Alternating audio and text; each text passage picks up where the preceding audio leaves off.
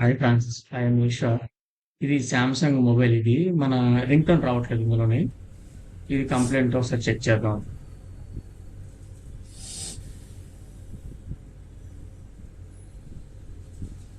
Settings లోకి వెళ్తే play చేస్తుంటే మాత్రం సౌండ్ రావట్లేదు. రింగ్ టోన్ రావట్లేదు. సౌండ్ ఏం రావట్లేదు ప్లే చేస్తుంటే.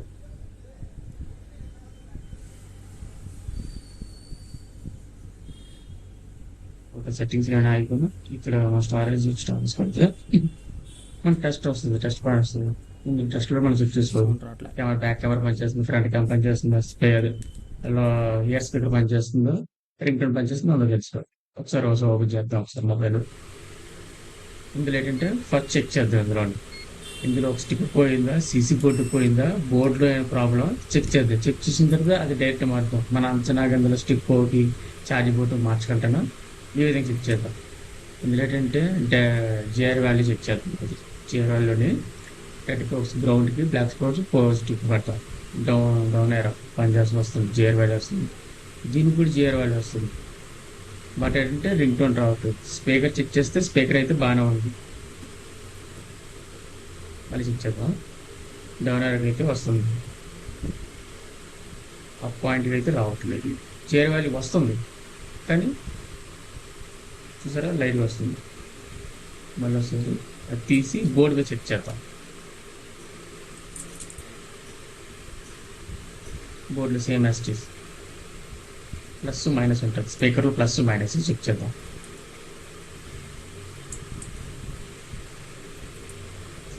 ప్లస్ చెక్ చేద్దాం.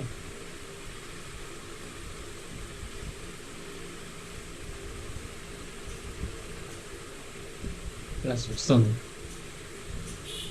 మైనస్ ఇచ్చింది, మైనస్ కూడా వస్తుంది. మళ్ళీ చెక్ చేద్దాం ఒకసారి. ప్లస్ వస్తుంది,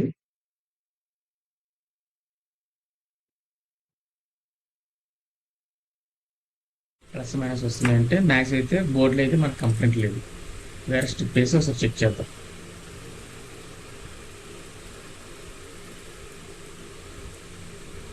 ఎందుకంటే బోర్డులో మనకు కంప్లైంట్ లేదు. జిఆర్ వాల్యూ వస్తుందంటే బోర్డులో కంప్లైంట్ లేదు. మళ్ళీ ఒకసారి చెక్ చేద్దాం. వస్తుంది, డౌన్ ఎరా వస్తుంది, అప్ ఎరా వస్తుంది, ఈక్వల్గా వచ్చింది. ఇంకా చూసారా అప్ ఎరా అయితే ఈక్వల్ రాలేదు. ఇప్పుడు ఈక్వల్గా వస్తుంది. 2 పాయింట్స్ కూడా జిఆర్ వాల్యూ ఈక్వల్గా వస్తుందంటే 100% ఇప్పుడు వర్క్ అవుతుంది. ఇలా చెక్ చేసుకోవాలి. మన అంచనాగా మనం లోపల స్పీకర్ మార్చుకుంటూ, లేకపోతే మన charging board CC board change చేసుకుంటూ, అప్పటికి అవ్వకపోతే సెంటర్ స్టిక్ చేంజ్ చేసుకుంటూ, అప్పుడు ఇంకో డౌట్ వస్తే మన బోర్డులో ఏమైనా కంప్లీట్ ఉందో చెక్ చేసి, ఇలాగా మనకు కొంచెం కన్ఫ్యూజ్ అయిపోతుంటాం. మనం ఈ విధంగా ఇలా చెక్ చేసుకున్నాం అనుకో మ్యాక్సిమం 100% ప్రాబ్లం రెక్టిఫై. ఇలాగ చెక్ చేసుకుని మనం వేసుకుంటాం. మ్యాక్సిమం ఏంటంటే అందరికీ తెలిసిందే. స్పీకర్ మార్చి వస్తాం, లేకపోతే సీసీ బోర్డు చేంజ్ చేస్తాం, లేకపోతే సెంటర్ స్టిక్ మార్చి వస్తాం. ఏదో లేదంటే ఏదో ఒకటి అయిపోతుంది, ఆటోమేటిక్ కనెక్ట్ అయిపోతుంది. అది ప్రాబ్లం కాదు. ఇందులో ఏంటంటే పర్టికులర్గా మనకి ఏది పోయిందో మనకు ఐడెంటిఫై చేయాలి. ఐడెంటిఫై చేయడం వల్ల అక్కడ కంప్లీట్ చాలా వరకు తెలుస్తుంది. అంటే మనకి ఈజీగా ఉంటుంది. ఫలాంటి పోయిందని మనకు తెలిసినప్పుడు అదే డైరెక్ట్ మార్చేయవచ్చు. ఇంకా మనకు మన మైండ్లోని ఇదే పోయిందని ఒక కన్ఫర్మేషన్ వచ్చిందనుకో అది మార్చేయడమే. అది చెక్ చేసుకొని మార్చుకుంటే ఈ విధంగా చేసుకోవచ్చు. ఒకసారి చెక్ చేద్దాం. ఒకసారి ఆన్ చేశాను. ఆన్ చేసిన తర్వాత ఒకసారి చెక్ చేద్దాం సౌండ్ వస్తుందో రావట్లేదు.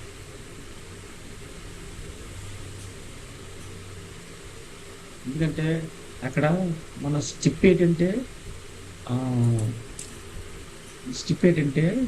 ప్రాబ్లం వచ్చింది. స్టిప్ అంటే మనకి లైన్ కట్ ఉండదు. స్టిప్ షార్ట్ అయిపోతుంది. మనకు తెలిసింది. కానీ లైన్ కట్ అయిందనుకో అక్కడ జిఆర్ వాల్యూ రాదు. అక్కడ జిఆర్ వాల్యూ వచ్చేసింది 2 పాయింట్స్కి ఒకదానికి కరెక్ట్ ఎగ్జాక్ట్గా వస్తుంది, ఇంకో దానికి సరిగా రావట్లేదు. వస్తే 2 లైన్కి సరిగా కరెక్ట్గా ఈక్వల్గా రావాలి. ఒకదానికి వస్తుంది, ఒకదానికి రావట్లేదంటే అది స్టిప్ షార్ట్ అయినట్టు. అంటే రెజిస్టర్ దగ్గర అక్కడ షార్ట్ అవుతుంది. రెజిస్టర్ని షార్ట్ చేసేస్తుంది. స్టిప్ రెజిస్టర్ని షార్ట్ చేసేస్తుంది. షార్ట్ చేయడం వల్ల ఇలా కొంచెం ఒకసారి చెక్ చేద్దాం.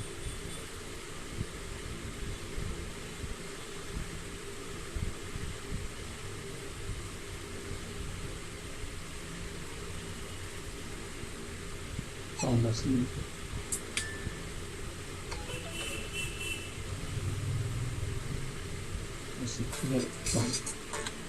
వస్తుంది.